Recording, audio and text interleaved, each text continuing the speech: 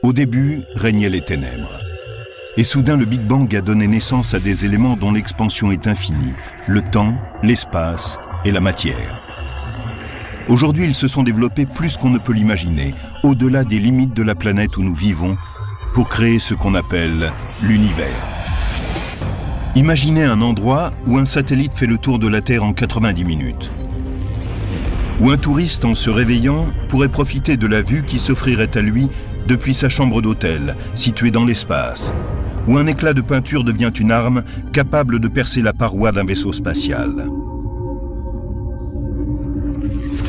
Telle est la réalité de l'orbite terrestre, passerelle vers le système solaire et domaine des astronautes, des déchets spatiaux et des amateurs de sensations fortes. Nous vous emmenons jusqu'aux limites de l'espace terrestre.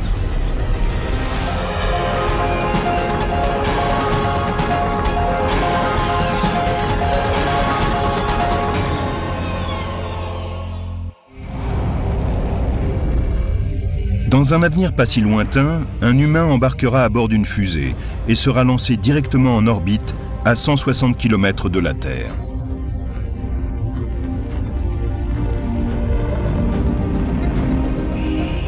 Vêtu d'une combinaison spatiale de haute technologie, il regardera autour de lui à travers une visière recouverte de quartz et jouira d'une vision inégalable. C'est extraordinaire d'être en orbite terrestre basse. Vous regardez vers le haut et vous voyez le noir d'encre de l'espace extérieur. Les étoiles qui brillent même pendant la journée. Vous regardez vers le bas et vous voyez une lumière brumeuse, bleue, l'immense océan qui est juste sous vos pieds. Cet observateur est un scaphandrier de l'espace, un amateur de sensations fortes d'un nouveau type. Il détache son harnais de sécurité, se dresse au bord de l'espace, jette un dernier regard vers l'univers, saute et file à toute vitesse vers la Terre en dessous de lui.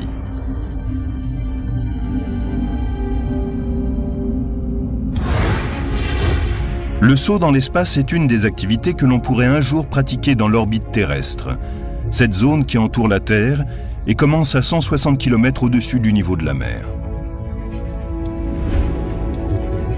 C'est le domaine des satellites et des stations spatiales. Et si les combinaisons orbitales le permettent, ce sera aussi celui d'un sport extrême, le saut dans l'espace.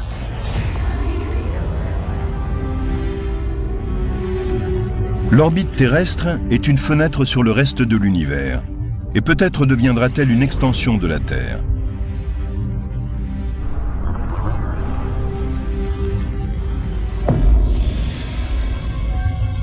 Mais l'environnement y est très différent de celui de notre planète.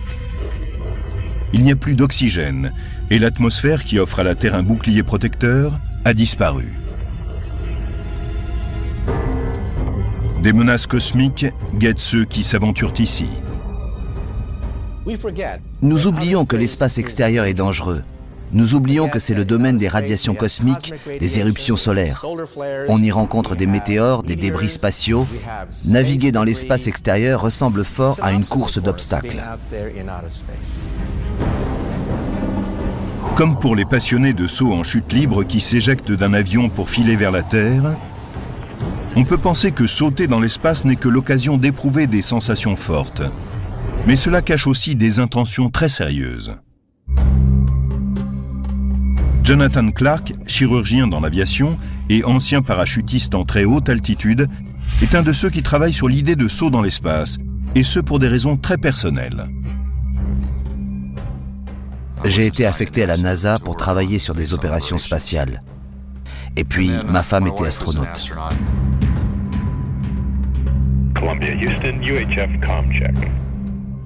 Et elle est morte en 2003 au cours de la mission Columbia. S'éjecter d'un appareil en péril sans anicroche est une routine pour les pilotes militaires.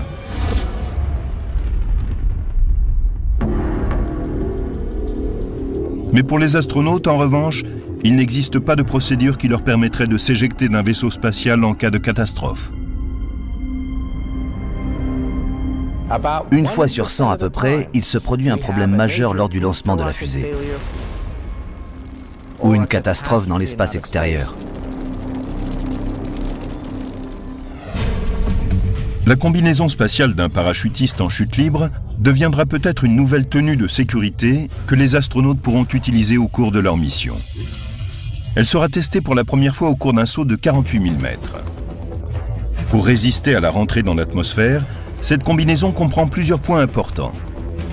Une combinaison protectrice qui isole le sauteur de son environnement et permet de passer de moins 5 degrés jusqu'à plus 240 lorsqu'il rentre dans l'atmosphère. De petits jets de gaz qui jaillissent de chaque gant pour orienter et diriger le corps en état d'apesanteur. Un système d'oxygène en circuit fermé qui nettoie le dioxyde de carbone et le remet en circulation pendant les 10 minutes du voyage de retour. Un parachute de décélération pour stabiliser le parachutiste quand il se rapproche de la Terre. Et enfin, un parachute traditionnel qui se déploie à 915 mètres pour sécuriser l'atterrissage. Ce sera une expérience spectaculaire. Au cours des 2 premières minutes du saut, le parachutiste atteindra des vitesses de 4000 km/h en chute libre. La résistance atmosphérique élèvera la température de la combinaison spatiale jusqu'à 245 degrés et ralentira la vitesse du parachutiste jusqu'à 195 km/h. Le parachute de décélération s'ouvrira au bout de 7 minutes et lui permettra de ralentir. Enfin, à une altitude de 900 mètres, un parachute conventionnel se déploiera. Et l'homme se posera sur le sol en toute sécurité. Ce sera comme au cinéma. Chris Gilliam est chef costumier à Hollywood. Il dirige la création au sein de la société Orbital Outfitters. Au sein de cette entreprise, il a conçu toute une série de combinaisons spatiales. Sa précision légendaire lui a valu une commande de la NASA pour concevoir une veste spatiale pour femmes. Quand vous regardez de près de vraies combinaisons, vous comprenez qu'il ne s'agit pas simplement d'une tenue blanche avec des accessoires en plastique et un casque en forme de bulle. Il faut penser une combinaison spatiale comme s'il s'agissait d'un vaisseau individuel. Pour mieux protéger le corps, les combinaisons spatiales sont conçues couche par couche. Imaginez le genre de vêtements dont vous auriez besoin pour d'abord traverser un désert aux conditions 2 fois pires que celles qui règnent dans le Sahara, et une seconde plus tard, passer dans un environnement comme celui de l'Arctique. Voilà ce qu'il vous faudrait. Quand on regarde la forme et le mode de fonctionnement de ces combinaisons orbitales, on voit que Gilliam a pensé aux armures médiévales pour concevoir ses créations futuristes. Voici un gant du XIVe siècle. Cette articulation est presque identique à celle du gant d'une combinaison spatiale. Et tous deux ont presque la même forme et accomplissent la même fonction. Il faudra peut-être des années avant que ce type de saut ne devienne une réalité. Mais les amateurs de sensations fortes partent déjà vers les limites de l'espace dans le domaine de l'orbite terrestre. Jusqu'en 2001, le privilège de tourner en orbite autour de la Terre était réservé à une petite élite, des astronautes choisis pour travailler dans l'espace. Mais c'était avant que le tourisme spatial ne devienne une réalité. Beaucoup de gens, quand ils pensent au vol dans l'espace, rêvent d'y aller eux-mêmes. Depuis le tout début, ceux qui réfléchissaient sur les vols spatiaux prévoyaient déjà l'avènement du tourisme spatial. À l'heure actuelle, la société Space Adventures est la seule qui permette d'accomplir ce rêve. Nous sommes la seule société privée de voyages spatiaux. Space Adventures a démarré son activité il y a 10 ans, quand un premier client est parti pour un voyage en très haute altitude à bord d'un avion supersonique russe. Quand il est revenu et qu'il a raconté qu'il avait vu la courbe de la Terre et le ciel sombre par-dessus, j'ai su que notre activité allait pouvoir se développer, que des millions de gens à travers le monde voudraient partir avec nous. En 2001, un milliardaire, l'investisseur Denis Tito, prit contact avec Space Adventures pour organiser un voyage dans l'orbite terrestre. L'ère du tourisme spatial privé était née. Le vol de Denis Tito vers la Station spatiale internationale marquait les débuts du tourisme spatial. Ce fut une immense réussite, pleine de signification. La communauté spatiale qui observait l'aventure trouva cela formidable et applaudit. Une nouvelle ère était née. J'aime l'espace. Space Adventures propose maintenant des voyages vers la Station spatiale internationale pour une somme de 30 millions de dollars. Vous apprenez plein de choses sur la fusée, sur le vaisseau spatial à bord duquel vous allez vous envoler, ainsi que sur la station spatiale. Et vous apprenez comment vivre, manger, travailler et même aller aux toilettes une fois dans l'espace. Pour arriver à la Station spatiale internationale, les touristes de l'espace devront d'abord voyager avec des Russes dans une capsule Soyouz. Elle a navigué avec succès pendant 35 ans. C'est un exploit technologique de vous faire décoller et de vous placer en orbite en moins de 8 minutes. Une fois arrivés à la station spatiale, les touristes de l'espace vivent comme de vrais astronautes. Le confort est très relatif. Donc si vous aimez le camping et n'y voyez aucun inconvénient, vous serez parfaitement bien dans une station spatiale. Si vous avez l'habitude de faire des excursions dans la nature sans le confort d'un toit, alors les équipements du vaisseau spatial vous conviendront. La nourriture est excellente, mais on ne va pas là-bas pour la nourriture. Ce qui est vraiment un plaisir dans l'espace, c'est de flotter en apesanteur, d'apercevoir la Terre, de faire partie de l'avenir de l'exploration spatiale et de pouvoir vivre cette expérience de quitter la planète et de se rendre là où très peu de gens sont déjà allés. On peut admirer 16 couchers et 16 levées de soleil par jour, étant donné la vitesse à laquelle on tourne autour de la Terre. À l'heure actuelle, les voyages dans l'espace sont trop onéreux pour la plupart des gens. Pour vous rendre simplement dans l'orbite terrestre basse, cela vous coûterait près de 20 000 $ par kilo. Autrement dit, vous paieriez votre poids en or. De nombreuses sociétés tentent de concevoir un nouveau vaisseau spatial pour rendre les voyages dans l'espace plus abordables. Ce que je peux vous dire, c'est que cela ne coûtera pas 4 000 $. Cela devrait commencer à 40 millions de dollars. Mais Space Adventures a de grands projets. La société veut élargir ses offres de voyages spatiaux. Un de nos futurs clients marchera dans l'espace pour la première fois. Nous sommes également très excités par l'idée d'un programme de vol autour de la Lune. Nos clients pourraient tourner à une centaine de kilomètres de la surface lunaire. L'idée d'envoyer de simples citoyens dans l'espace a changé la manière d'envisager l'exploration spatiale. Je dirais que nous avons ouvert la voie à toute l'industrie du tourisme. Maintenant, beaucoup de gens ont envie de briser cette frontière et de le faire dans un cadre privé. Nous espérons être considérés dans l'histoire comme ceux qui ont fait démarrer toute l'industrie spatiale. Aller jusqu'aux limites de l'espace est peut-être la partie la plus enthousiasmante de l'aventure spatiale. Mais l'espace est un vaste domaine qui abrite des dangers qui ne ressemblent à rien de ce que nous connaissons sur Terre. L'orbite terrestre qui délimite notre frontière spatiale est généralement divisée en 3 parties. L'orbite terrestre basse est une ceinture de 1770 km de large. Elle est la plus proche de l'atmosphère terrestre. Elle commence à 200 km seulement au-dessus du niveau de la mer. Les orbites terrestres basses offrent des avantages énormes. Et la plus grande partie du programme spatial habité se déroule dans cette zone.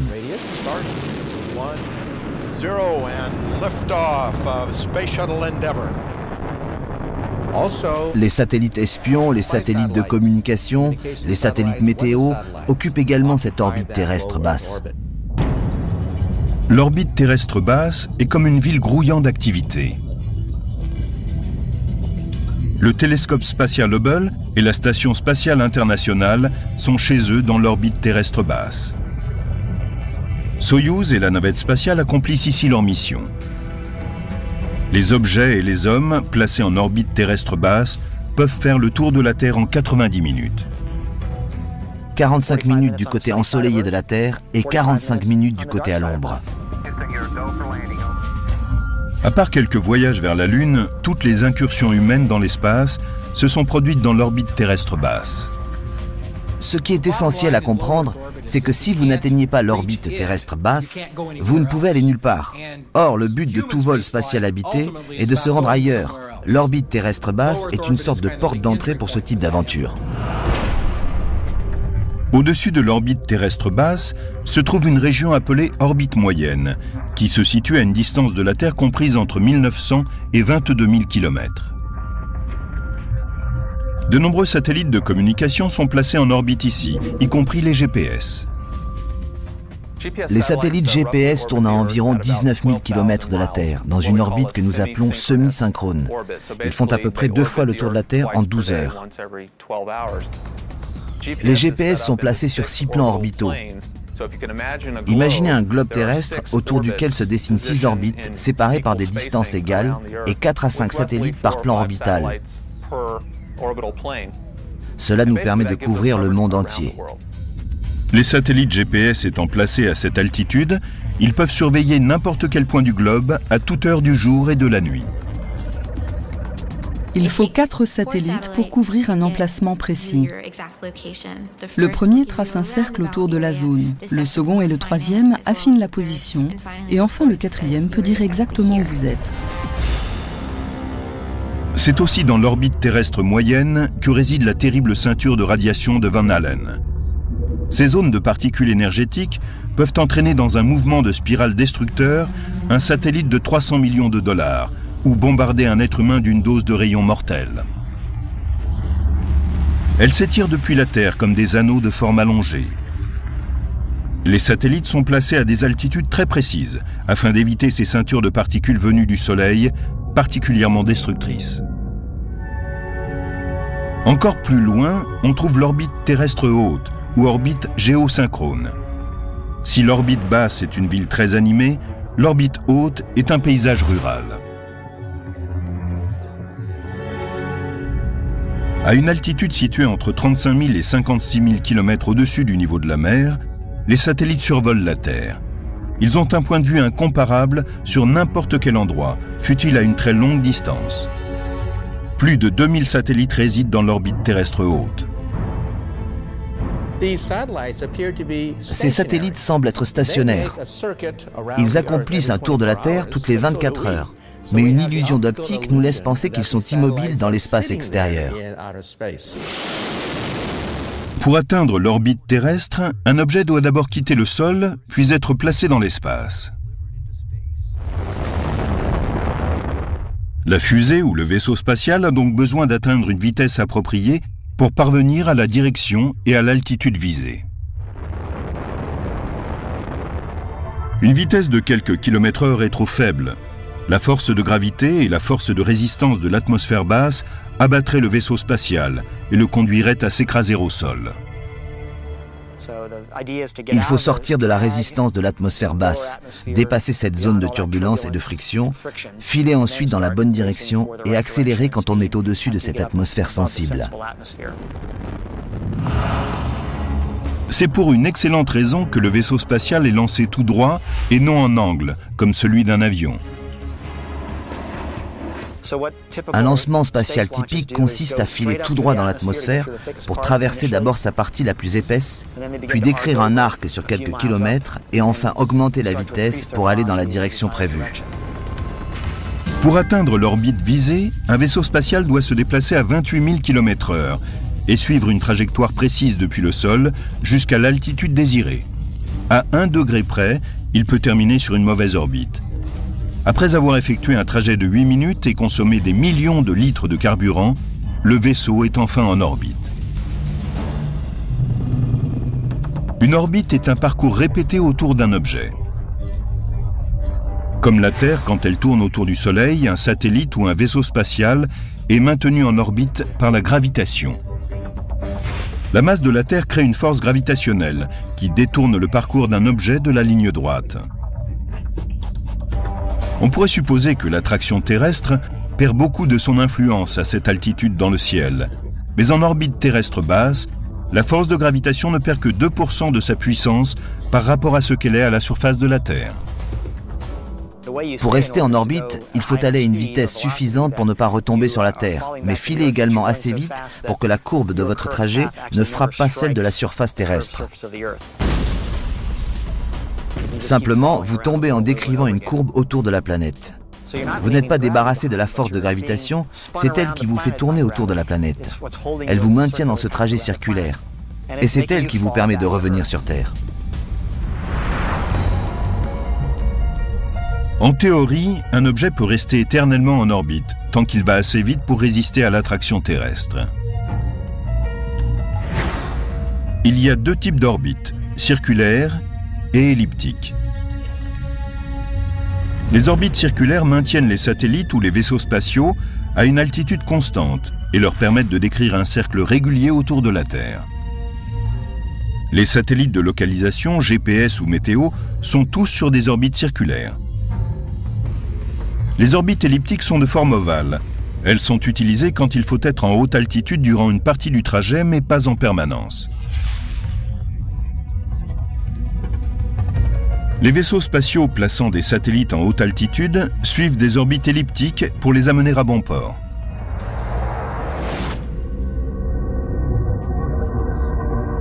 Que l'on suive un trajet circulaire ou elliptique, de nombreux dangers se présentent dans l'orbite terrestre.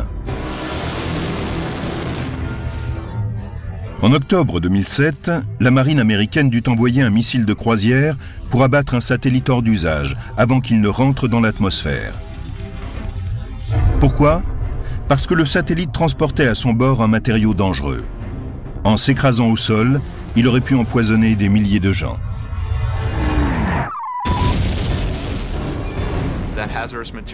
Il s'agissait d'hydrazine qui entre dans la composition du carburant des fusées. C'est ce qu'on a appelé l'opération Burn Frost.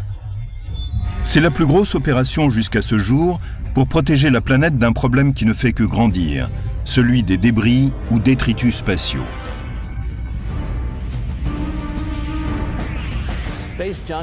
Les détritus spatiaux sont tout ce que l'homme a envoyé dans l'espace et qui ne fonctionne plus. Il y a là-haut des débris qui sont là depuis nos tout débuts dans l'espace.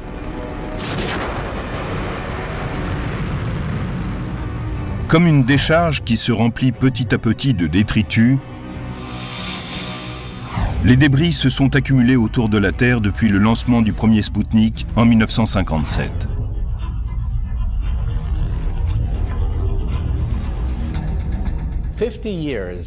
En 50 années de course spatiale, nous avons jonché le ciel de nos saletés. Et maintenant, avec 20 000 débris spatiaux, l'orbite terrestre s'est transformée en une décharge dont les éléments peuvent s'avérer mortels.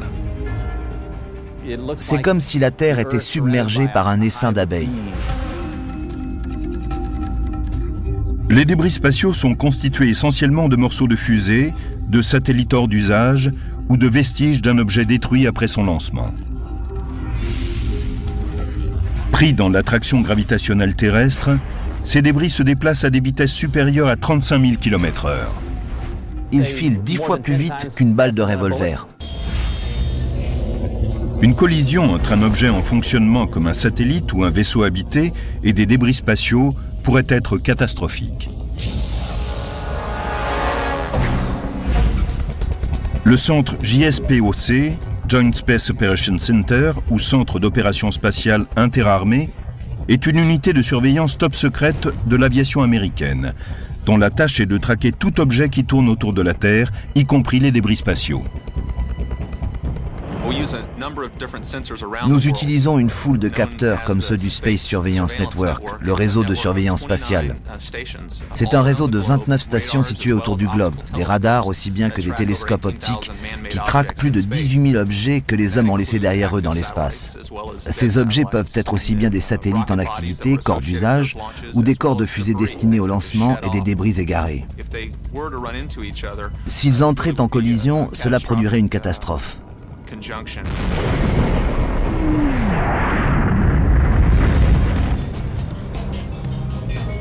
Pour être suivi par le JSPOC, le débris doit mesurer au moins 5 cm de large. Les objets plus petits ne peuvent pas être repérés. Au cours de la plupart des vols que j'ai effectués à bord d'une navette, nous avons vu apparaître de petits éclats dans les fenêtres de la taille d'une pointe de stylo.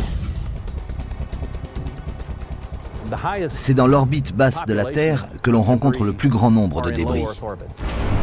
En 2008, une collision intentionnelle entre deux satellites a soulevé l'indignation du monde entier. Et un nuage de débris a menacé l'orbite terrestre basse. Cela ne s'était jamais produit ainsi auparavant. L'orbite terrestre trace une nouvelle frontière pour le tourisme et l'exploration spatiale. Mais le danger guette. Les débris spatiaux sont là et menacent plus que jamais vaisseaux et satellites.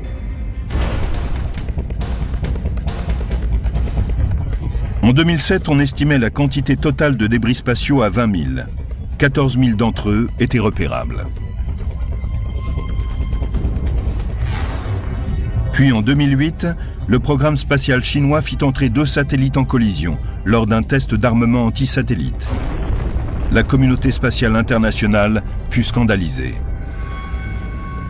Le 10 janvier 2007, le nombre d'objets que nous traquions était inférieur à 14 000.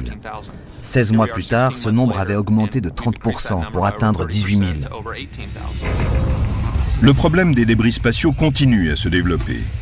Des collisions se sont déjà produites entre des détritus spatiaux et des objets en activité.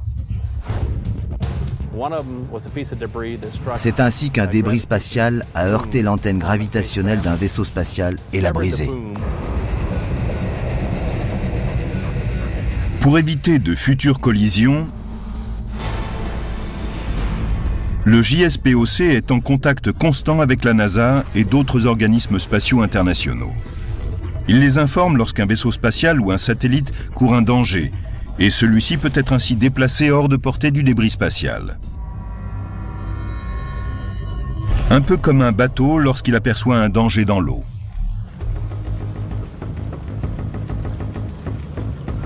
Quand on est sur l'eau, c'est ce qu'on ne peut pas voir qui provoque le plus de dégâts, comme lorsqu'on entre en collision avec un tronc d'arbre par exemple, ou quelque autre obstacle qui se trouverait sur la surface de l'eau. En orbite, nous avons le même problème. Nous ne pouvons pas pister tous les débris qui pourraient endommager ou détruire un vaisseau spatial. Nous comptons sur le fait qu'il y a peu de chances, statistiquement, de heurter un débris spatial. Mais un jour, les assurances ne seront plus d'accord avec nous.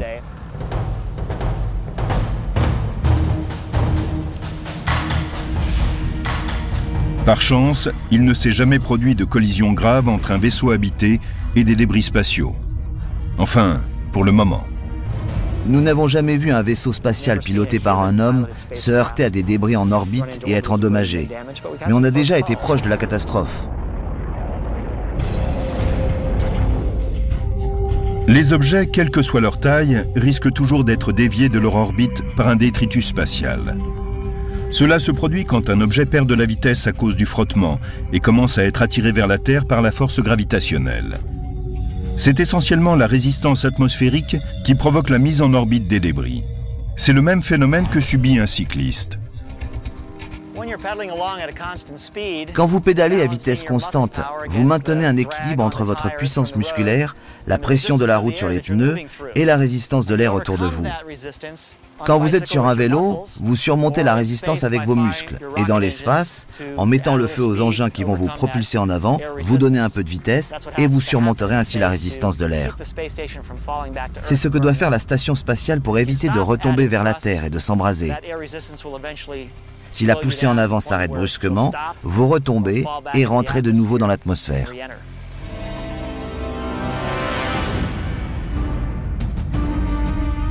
Certains morceaux survivent parfois à cette rentrée. Et la taille de ceux qui sont tombés sur Terre est effrayante.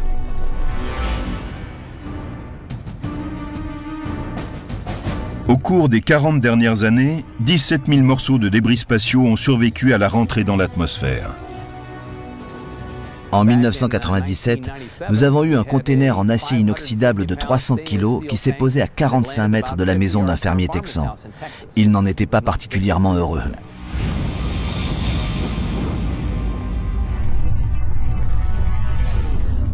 Lorsqu'un morceau de débris survit à la rentrée, il se déplace à une vitesse de 200 km/h avant de toucher le sol.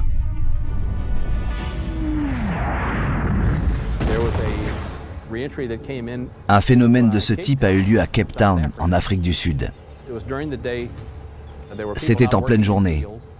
Les gens travaillaient au champ, ils ont regardé vers le ciel et ils ont vu cet objet arriver vers eux.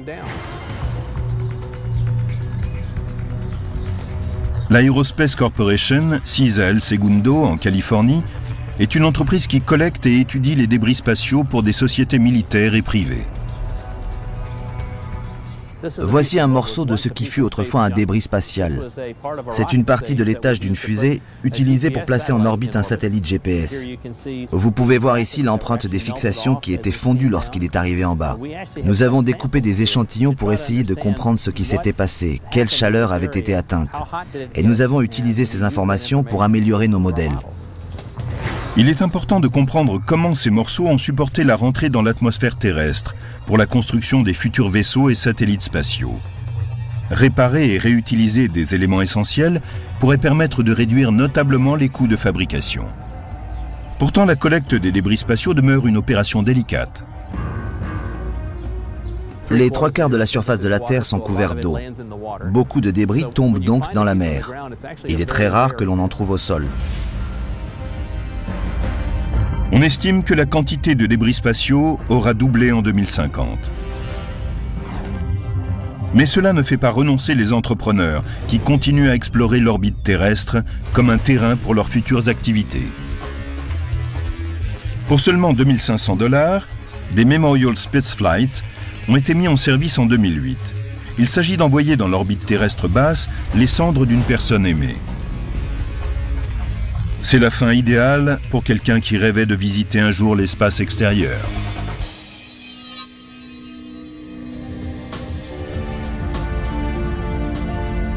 Ce n'est que l'une des nombreuses idées que les entrepreneurs développent pour utiliser l'orbite terrestre. Mais pour mener à bien une entreprise spatiale, il faut obtenir un droit d'occupation permanente. Nous sommes au tout début du XXIe siècle et je prévois que l'espace deviendra une zone industrielle. Skylab, Mir et maintenant la Station spatiale internationale ont fourni un terrain pour les expériences spatiales et les habitations à long terme. Et si les sociétés privées possédaient elles aussi un vaisseau spatial en orbite autour de la Terre ?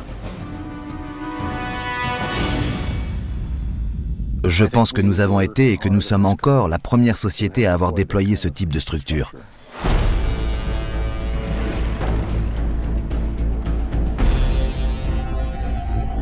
À Las Vegas, Robert Bigelow et son équipe de Bigelow Aerospace créent une nouvelle génération de vaisseaux spatiaux sur un site hautement sécurisé.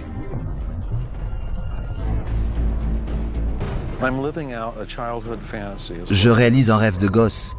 Je pense que nous sommes engagés dans quelque chose de vraiment important. L'industrie privée explore aussi les opportunités qu'offrent les limites de notre espace. Bigelow Aerospace développe des modules gonflables, appelés Genesis, destinés à être placés en orbite. Leur technologie s'inspire de celle de la NASA. Je suis tombé sur un article qui parlait d'une technologie sur laquelle travaillait la NASA. Et j'ai pensé, oh mon Dieu, c'est génial.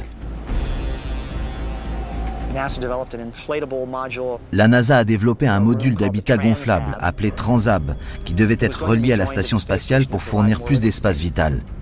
Mais ils n'ont jamais eu les moyens de réaliser ce projet. En fait, après un certain nombre d'années, nous avons acquis auprès de la NASA la licence de ces brevets. Le concept est ingénieux. Les vaisseaux spatiaux Bigelow sont des modules gonflables qui restent pliés dans le nez d'une fusée non habitée au cours de son lancement. Ils triplent ensuite de volume pour atteindre leur taille maximum une fois qu'ils sont placés en orbite. Dans une fusée porteuse, vous avez énormément de place. Comme dans cette bouteille, par exemple. Si vous lancez quelque chose qui peut ensuite tripler de volume, vous pouvez emporter beaucoup de choses. Nous utilisons du gaz comprimé pour lui donner sa taille finale. Le vaisseau gonflable peut être adapté à tout ce dont peut avoir besoin le client.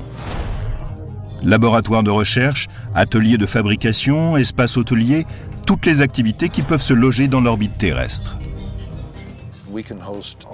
Nous pouvons accueillir toute une variété de clients et ils ne devront payer que pour la durée précise qui les intéresse. Le vaisseau spatial est composé de matériaux très durables mais flexibles, appelés Soft Good Systems. Vous roulez sans arrêt sur ce type de matériaux.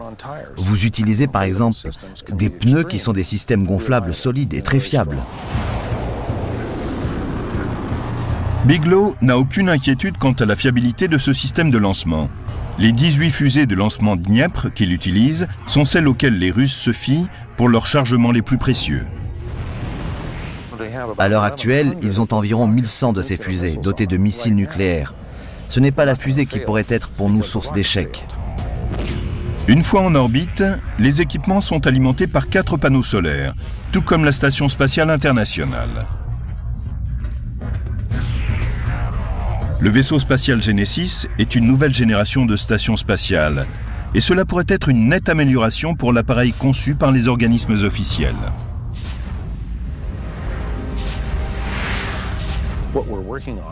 Si cela marche, ce sur quoi nous travaillons est un vaisseau plus fiable pour les humains que ceux en aluminium. Notre structure expansible est capable de protéger de tous les effets thermiques possibles, des micrométéorites et des radiations. Aujourd'hui, Bigelow Aerospace possède 2 vaisseaux privés, Genesis 1 et 2, qui orbitent à 550 km de la Terre. Ce sont les seuls vaisseaux spatiaux privés de ce type qui tournent aux limites de l'espace.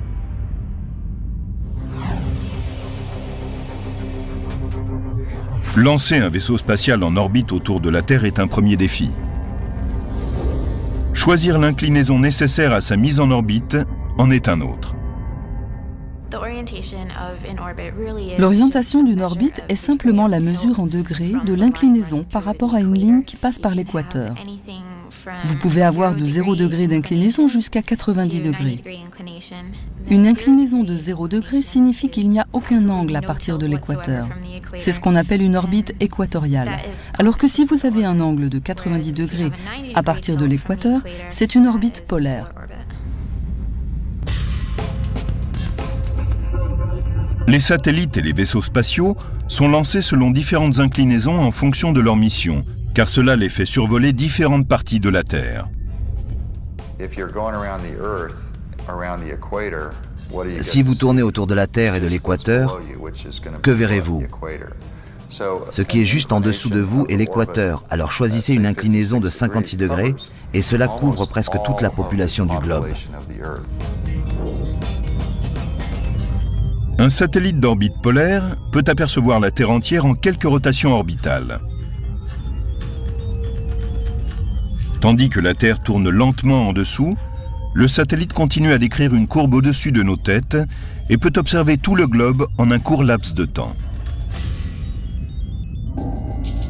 Dans une mission d'espionnage ou d'observation, des orbites synchronisées sur celles du Soleil permettent au satellite de passer au-dessus d'un même point chaque jour à la même heure. Il se déplace d'1 degré chaque jour pour rester synchrone avec le Soleil en un endroit donné.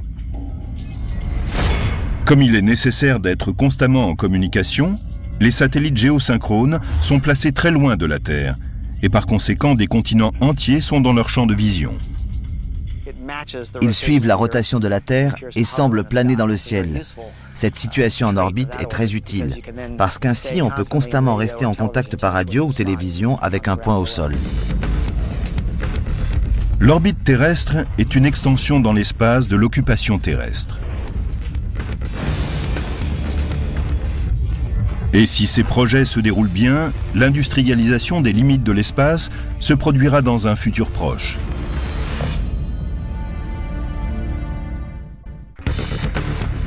Il y a 40 ans seulement, John Glenn commençait son tour de la Terre en orbite. Ce que promettent les 50 ou 100 prochaines années pour l'orbite terrestre est aussi passionnant que le premier pas sur la Lune a pu l'être pour une génération précédente. Bigelow Aerospace a déjà franchi une étape importante en lançant en orbite ses modules Genesis 1 et 2. Mais le futur vaisseau spatial emmènera des touristes privés. Personne n'a jamais fait ça jusqu'à présent.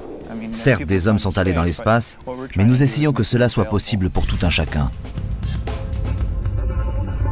Voici Sundancer, un espace habitable de 300 mètres cubes qui pourra accueillir 3 vies humaines sans limite de durée.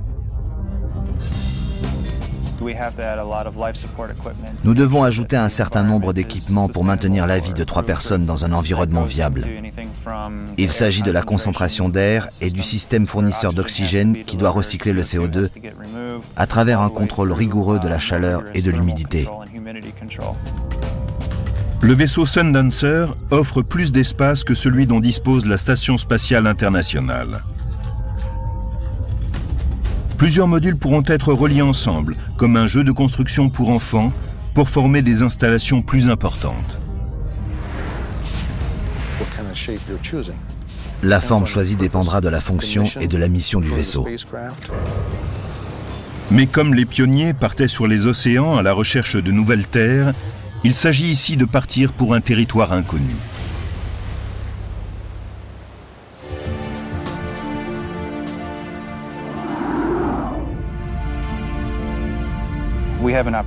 Nous avons la possibilité que cette vision devienne réalité. Et c'est exactement ce que nous faisons pour l'instant. Beaucoup d'hommes rêvent en permanence d'occuper cette zone frontière de l'espace. Mais une chose reste claire. La Terre a besoin de trouver un moyen facile d'envoyer vaisseau spatial, chargement et personnes dans l'espace pour profiter de l'orbite terrestre. Cette idée est exaltante.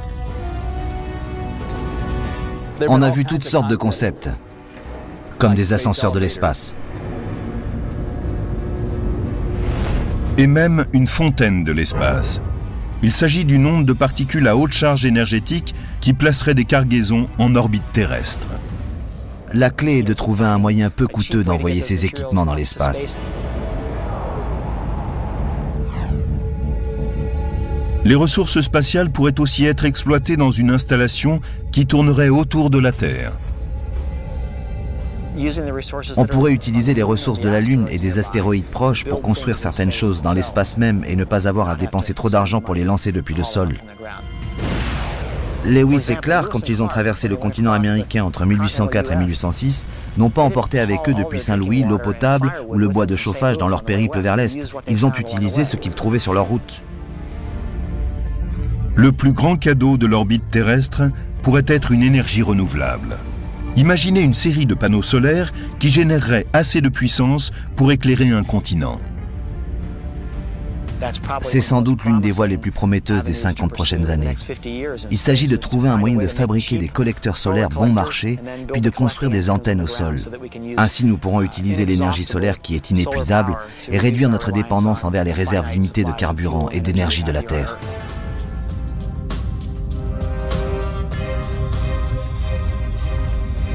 Une chose est certaine, le bord de l'espace est la porte d'entrée vers de futures explorations, une halte vers d'autres destinations dans l'univers.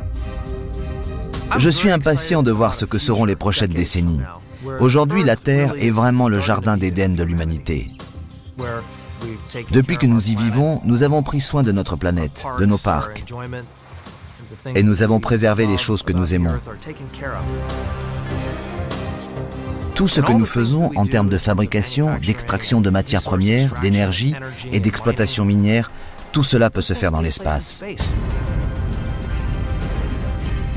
Et évidemment, l'orbite terrestre basse est une porte d'entrée vers le reste du système solaire.